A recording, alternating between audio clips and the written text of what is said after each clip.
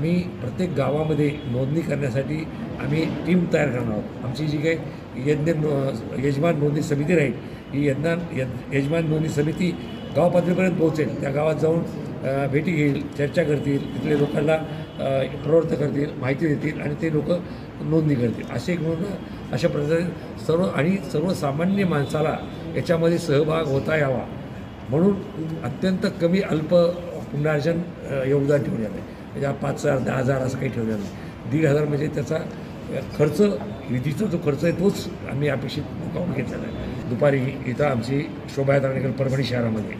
ही शोभायात्रा परभणी शहरातून फिरून यज्ञस्थळी जाईल, म्हणजे टाकळी कुंभकर्णाला जाईल।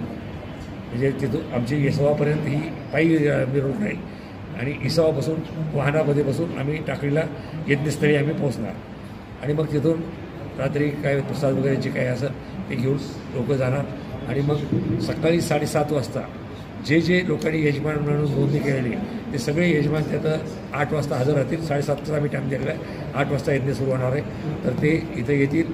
त्यांना आम्ही त्यांचे प्रत्येक यजमान जे आमच्यावर नोंदणी त्या यजमानाला आम्ही तुमचं कोणतं कुंड आहे, किती नंबरचं कुंड आहे, हे त्यांना सगळं त्यांना लेखी स्वरूपात आम्ही त्यांना कळवू आणि ते त्या ठिकाणी म्हणजे कोणाही गडबड गोंधळ होणार नाही म्हणून सिस्टमॅटिक नियोजन आम्ही त्याचं करणार आहोत। आणि